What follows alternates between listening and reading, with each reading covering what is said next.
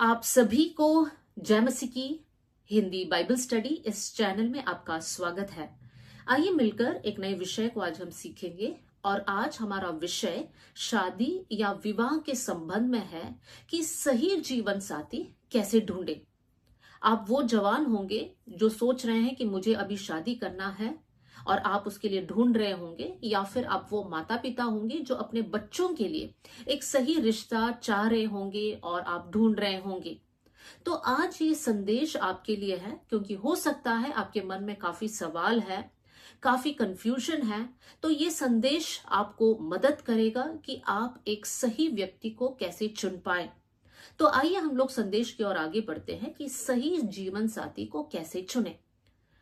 काफी बार ऐसा देखा जाता है कि जवान लड़का हो या लड़की हो, वो लोग अपने लिए जीवन साथी ढूंढ लेते हैं और उसके बाद वो लोग प्रार्थना करते हैं कि प्रभु हमारी शादी इसी व्यक्ति के साथ कराना। क्या इस प्रकार का प्रार्थना सही है? मेरे प्रियो, जब हम लोग हमारे जीवन में कुछ फैसला लेते हैं, जीवन की हर क्षेत्र में हमें यीशु मसीह की प्रार्थना को याद करना है। यीशु ने गतसमनिका के वाटिका में इस प्रकार की प्रार्थना की, हे पिता, मेरी इच्छा नहीं तेरी ही इच्छा मुझ में पूरी हो। यीशु मसीह की ये प्रार्थना हम सबके लिए एक मिसाल है, एक एग्जाम्पल है कि हमें ये प्रार्थना करना है कि प्रभु मेरी इच्छा नहीं तेरी ही इच्छा मुझ में पूरी हो। इसका मतलब जब हम जीवन साथी ढूंढते हैं, हमें ये प्रार्थना करना है, प्रभु आपकी इच्छा के अनुसार जीवन साथी को मुझे मिले। आपने जो जीवन साथी मेरे लिए रखा है, उसी जीवन साथी के साथ मेरा शादी होने पाए। तो वचन हमें क्या सिखाता है? एक आयत को आपके सामने मैं पढ़ना चाहती हूँ। 2 कोरिन्थियों अध्याय 6 आयत 14 और 15। 2 कोरिन्थियंस चैप्टर 6 वर्स 14 एंड 15। यहां पर हम इस प्रकार पढ़ते हैं, अविश्वासियों के साथ असमान जुए में ना जूतो, क्योंकि धार्मिकता और अधर्म का क्या मेलजोल, यह ज्योति और अंधकार की क्या संगति, और मसीह का बलियाल के साथ क्या लगाव, या विश्वासी के साथ अविश्वासी का क्या नाता। उसके लास्ट लाइन पर ध्यान दीजिए, विश्वासी के साथ अविश्वासी का क्या नाता। मेरे प्रियो, जब हम लोग शादी का एक पहल उठाना चाहते हैं तो एक बात हमारे मन में हमें क्लियर कर देना है, और वो ये है, शादी होगी तो एक विश्वासी के साथ ही होगा। अगर आप अविश्वासी के साथ शादी करते हैं तो जीवन में आपका जीने का तरीका अलग है, सोचने का तरीका अलग है। फैसला लेते समय, बच्चों को बढ़ाते समय, अलग अलग काम करते समय, हर बार जो है अविश्वासी संसारिक तरीके से करेगा और आप चाहोगे कि आपको वचन के अनुसार करना है, और ये दोनों कभी तालमेल नहीं मिलेगा और इसके कारण आपके बीच में लड़ाई हो सकता है, डिवोर्स तक भी आप पहुंच जाएंगे। इसलिए सबसे पहले अपने आप में या अपने मन में इस बात को डालना है, शादी होगी तो सिर्फ विश्वासी के साथ। हम अविश्वासी के साथ शादी नहीं करेंगे, क्योंकि हमारी आत्मिक जीवन के लिए बढ़ना बहुत मुश्किल होगा। दूसरी बात, जब हम बोलते हैं कि विश्वासी के साथ ही शादी करना है, तो यहां पर भी हमें ध्यान देना है कि किस प्रकार का विश्वासी के साथ हमारी शादी होना है। बहुत सारे लोग हैं जो कहते हैं हम विश्वासी हैं, लेकिन उनके जीवन में ना प्रार्थना का आदत है, ना वो लोग वचन पढ़ते हैं, ना वो लोग आराधना या संगति में जाते हैं। हो सकता है महीने में एक बार जाते होंगे या 2 महीने में एक बार जाते होंगे। इस प्रकार के व्यक्ति के साथ आपको शादी नहीं करना है। जब आप शादी करते हैं और आप एक विश्वासी को ढूंढते हैं, तो कुछ कुछ बातों को आपको अपने मन में रखना है कि वो विश्वासी कैसे होना है। वो विश्वासी, चाहे लड़का हो या लड़की हो, उनके अंदर एक आत्मिक अनुशासन होना बहुत जरूरी है। हर दिन वचन पढ़ना, हर दिन प्रार्थना करना, हर दिन प्रभु के साथ साथ चलना, ये उनके जीवन का एक आदत होना चाहिए। उनके जीवन का आधार या उनके जीवन का सिद्धांत प्रभु का वचन होना चाहिए। वो लोग आत्मा में चलने वाले लोग होना चाहिए, शरीर के अनुसार नहीं, लेकिन आत्मा के अनुसार। संसार के तौर तरीके को अपनाने वाले नहीं, लेकिन वचन क्या सिखाता है उसके अनुसार जीने वाले व्यक्ति के साथ ही विवाह करना है। मेरे प्रियो, अगर आप एक आत्मिक व्यक्ति है, आपके जीवन में अगर अनुशासन है तो आपके लिए बहुत जरूरी है कि इसी प्रकार के व्यक्ति के साथ आपका शादी होना है।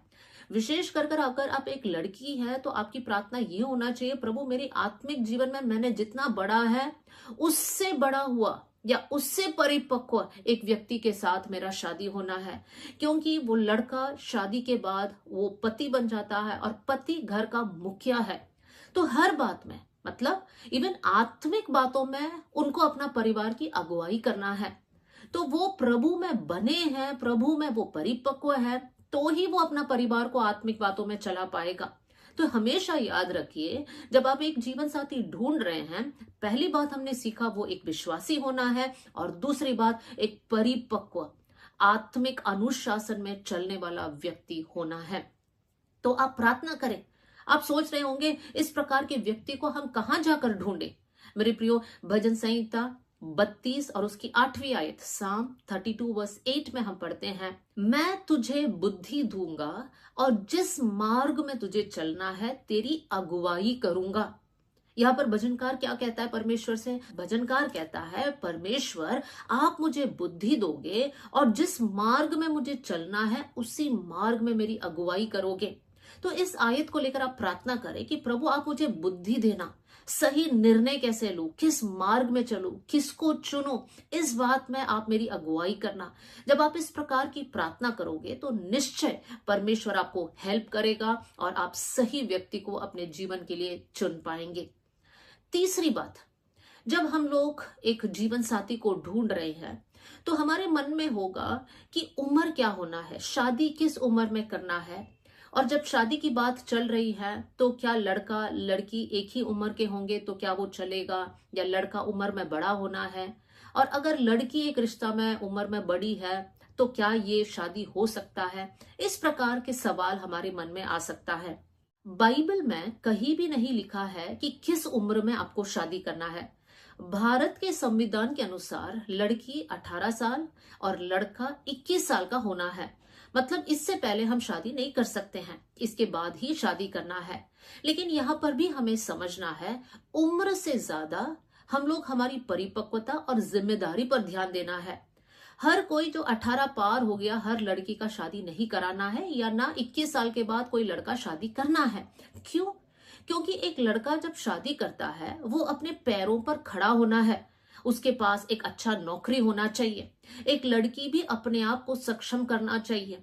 तो यहाँ पर भी हम देख सकते हैं, अगर एक अच्छा नौकरी चाहिए तो पढ़ाई कंप्लीट करना है, फिर नौकरी ढूंढना है, नौकरी मिलना है, उसमें आपको आगे बढ़ना है। दोनों लड़का और लड़की के लिए ये बात मान्य रखता है। तो हो सकता है 24 साल हो, 25 साल हो, उसके ऊपर भी हो, तो वहां पर उम्र से बढ़कर ये है कि क्या वो लोग दोनों परिपक्व हैं, क्या लड़का अच्छे से कमाता है, अपना परिवार को चला पाएगा, क्या वो जिम्मेदार है, क्या लड़की अपने कामों के लिए जिम्मेदार है, अगर वो नौकरी करना चाहते हैं क्या वो सक्षम है। तो यहाँ पर हमें समझना है, उम्र से बढ़कर एक व्यक्ति की परिपक्वता पर ध्यान देना है, क्या वो लोग जिम्मेदारी उठा रहे हैं।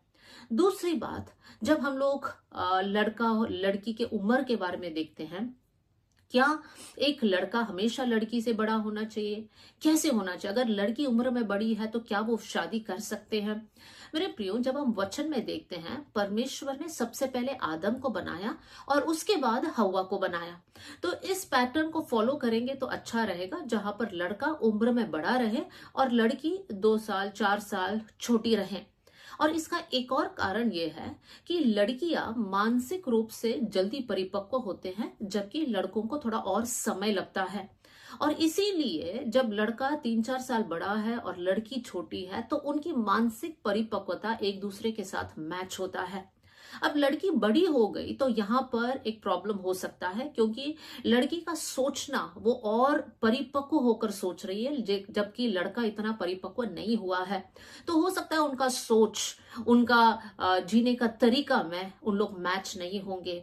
तो हम वचन के अनुसार ही चले, जहां पर जैसे परमेश्वर ने पहले आदम को बनाया, बाद में हवा को बनाया, उस पैटर्न को हम लोग फॉलो करने वाले बन जाए। हर एक लड़का और हर एक लड़की जब शिक्षा प्राप्त करने का समय है तो वो लोग उसी पर फोकस करें। उस समय जीवन साथी ढूंढने की कोशिश मत करें। पहले आप लोग अपना एजुकेशन को पाए, फिर अच्छा नौकरी को पाए, और उसके बाद फिर आप जीवन साथी को ढूंढ सकते हैं। पहले ही आप ढूंढोगे तो आप कंफ्यूज्ड रहेंगे, क्योंकि आप ना आपके पास पढ़ाई है, ना आपके पास एक नौकरी है, और आप जीवन साथी को ढूंढ रहे हैं। और इसके कारण आपका माइंड डाइवर्ट हो सकता है, और बाद में जो है जिस प्रकार आप आशीषित होना चाहिए वैसे आप नहीं हो पाएंगे। तो जवान बॉयज और गर्ल्स के लिए मेरा यही एडवाइस होगा कि आप अपने पढ़ाई पर ध्यान दीजिए, आप एक अच्छा नौकरी को प्राप्त करें, और उसके बाद आप शादी के बारे में सोचें। और जिस समय आप पढ़ाई कर रहे हैं या नौकरी कर रहे हैं, आप कुछ विषयों के लिए प्रार्थना कर सकते हैं। आप एक अच्छा जीवन साथी के लिए प्रेयर कर सकते हैं। आप प्रार्थना कर सकते हैं कि आप गलत रिश्ते में ना फंसे, गलत इंसान आपके जीवन में ना हो। आप ऐसे ऐसे विषयों के लिए जब प्रार्थना करते हैं, आप अपने जीवन साथी के लिए भी प्रार्थना करना, और साथ में आप अपने लिए भी प्रेयर करना। आप प्रेयर करना, प्रभु आपकी इच्छा के अनुसार एक जीवन साथी से मैं विवाह करूं, और साथ में आप ये प्रार्थना करना कि प्रभु मैं भी एक अच्छा जीवन साथी बनूं।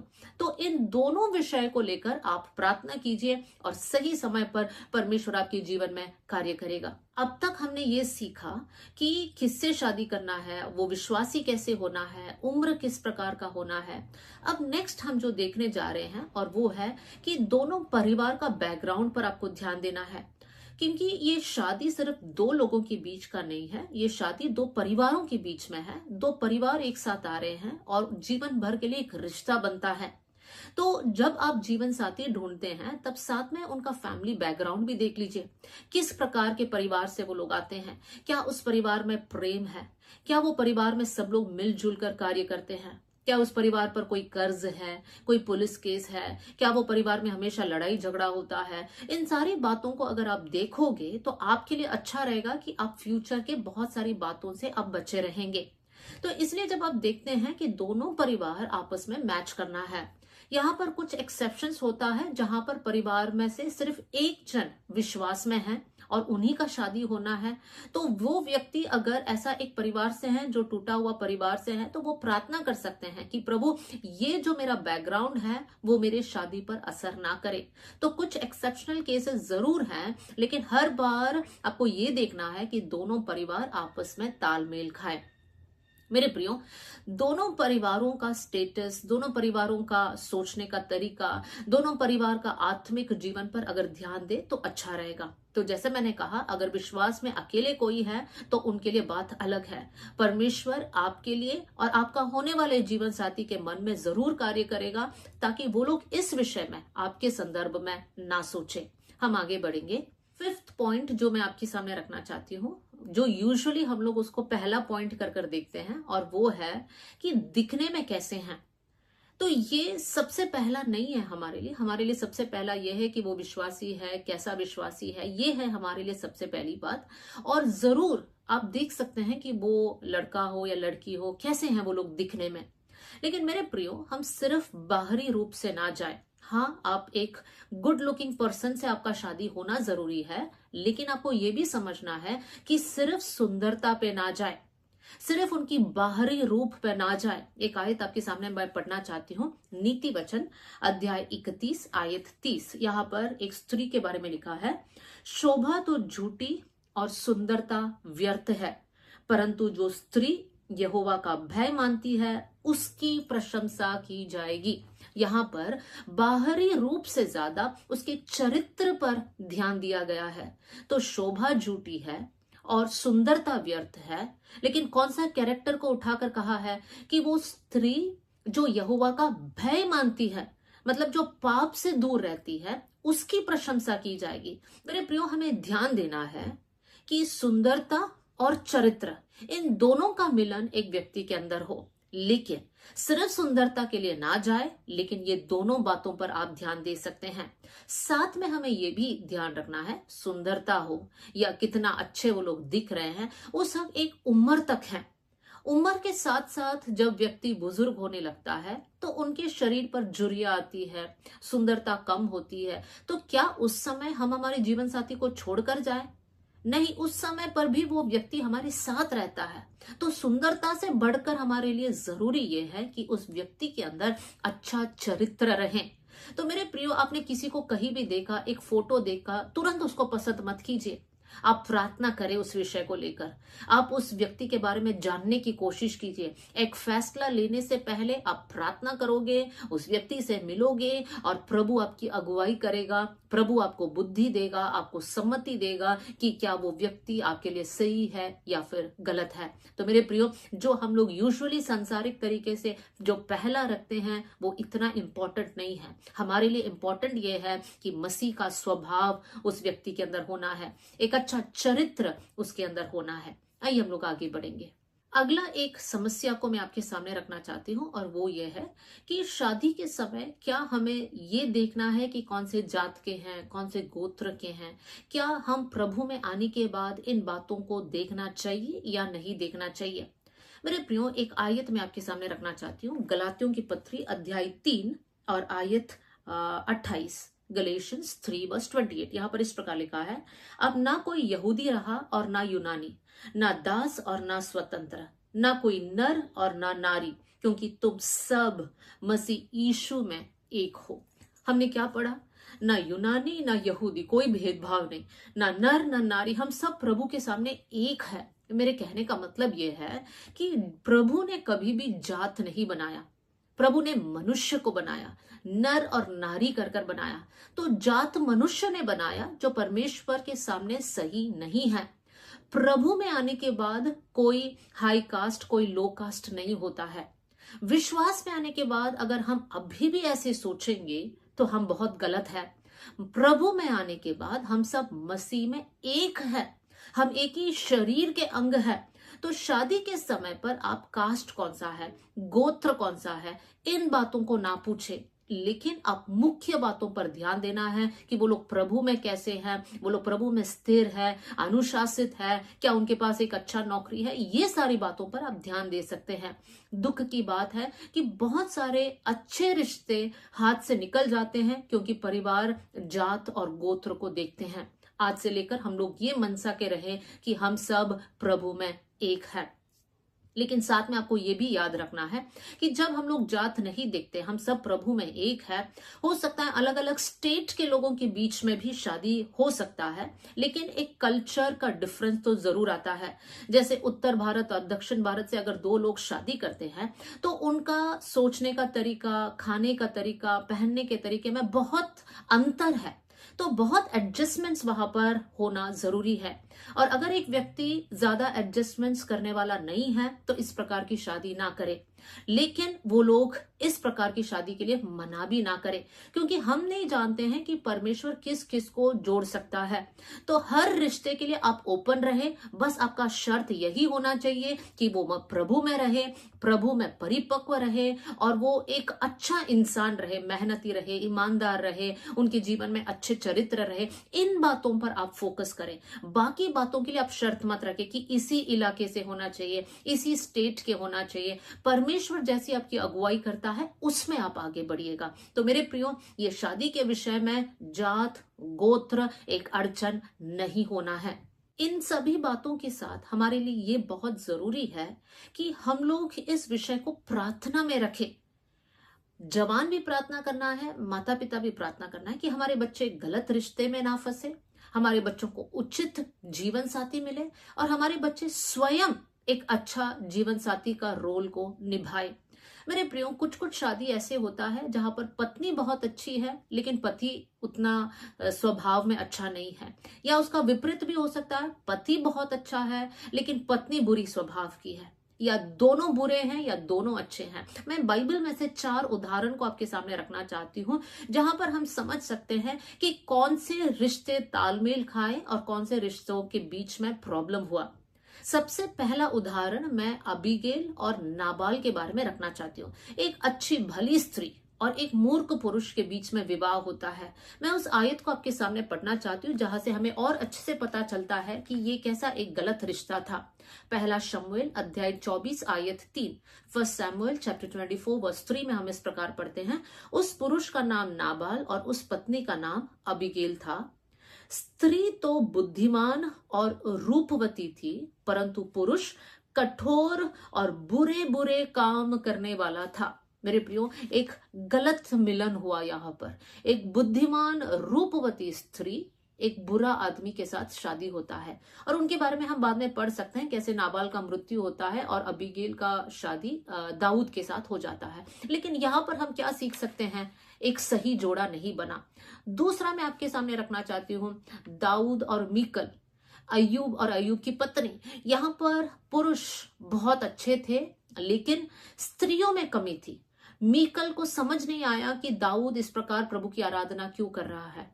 अय्यूब की पत्नी को समझ नहीं आया कि इस प्रकार का एक क्लेश या संकट में अय्यूब जब फंसा है, मैं उसको कैसे सपोर्ट करूं।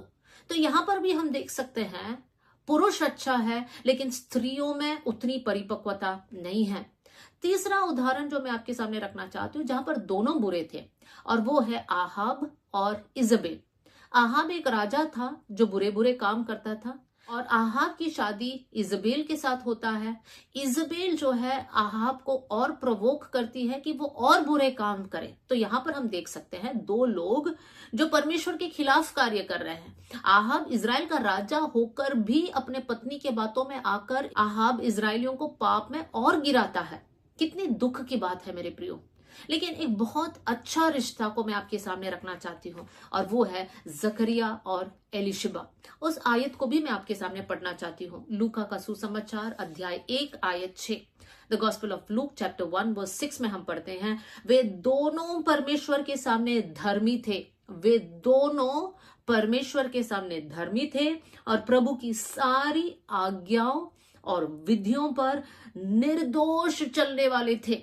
मेरे प्रियो, हम प्रार्थना करें कि प्रभु हमारा परिवार भी ऐसा हो जहां पर पति और पत्नी, मतलब आपका होने वाला पति या फिर होने वाली पत्नी भी, आप लोग दोनों इस प्रकार का जीवन जिए कि आप प्रभु के सामने धर्मी रहें और परमेश्वर के व्यवस्था, परमेश्वर के वचन के अनुसार आप दोनों चलने वाले बन जाएं। कितना धन्य एक परिवार वो हो सकता है। लेकिन साथ में मैं ये भी कहना चाहती हूँ, ऐसा नहीं कि ऐसे परिवारों में संकट नहीं है, हर परिवार में संकट है, लेकिन ये परिवार के लिए परमेश्वर कार्य करता है, ये परिवार के लिए परमेश्वर रास्ता खोलता है। तो मेरे प्रिय जवानों, मेरे प्रिय माता पिता जो अपने बच्चों के लिए रिश्ता ढूंढ रहे हैं, हमारे लिए मुख्य यह है कि हमारे बच्चों का विवाह या फिर आप जवानों का शादी सही तरीके से प्रभु के वचन के अनुसार हो। और जब आप इस प्रकार का एक परिवार की शुरुआत करते हैं जहां पर आपके लिए परमेश्वर सबसे इंपॉर्टेंट है, तो आपका पारिवारिक जीवन निश्चय धन्य होगा। तो मेरे प्रियो, रूप, पैसे, स्टेटस, इन सबसे बढ़कर है कि आप ऐसे व्यक्ति से चुने जो परमेश्वर में स्थिर है, जो प्रभु के वचन में जिसने जड़ पकड़ा है। ऐसा नहीं कि कुछ सुने तो यहां से यहां बहक जाए या वहां से वहां बहक जाए और विश्वास में ढीले। इस प्रकार के इंसान के साथ आपकी शादी नहीं होना है।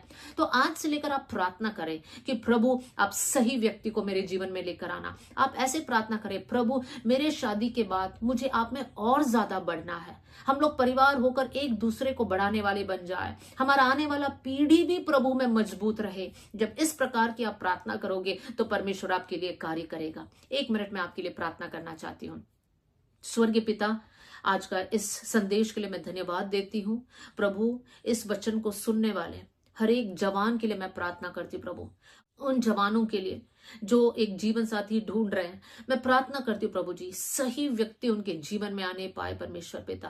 प्रभु, वो लोग आप में बढ़ने पाए, आपके करीब आने पाए परमेश्वर पिता। मैं उन माता पिताओं के लिए भी प्रार्थना करती हूँ प्रभु जी, जो इस समय अपने बच्चों के लिए एक सही जीवन साथी को ढूंढ रहे हैं। प्रभु, बुद्धि देना, ज्ञान देना, आप उनकी अगुवाई करना परमेश्वर पिता, ताकि सही रीति से वो लोग अपने बच्चों का शादी करवा पाए। प्रभु, मैं प्रार्थना करती हूँ हर एक व्यक्ति जो इस संदेश को सुन रहे हैं वो लोग आशीषित होने पाए प्रभु जी। प्रभु, ये वचन अनेकों के पास पहुंचने पाए। धन्यवाद प्रभु कि आपने हमारी प्रार्थना सुन लिया। सारा आदर, सारी महिमा आपको देते हुए प्रभु यीशु मसीह के नाम से हम मांगते हैं, amen. God bless you all. जय मसीह की।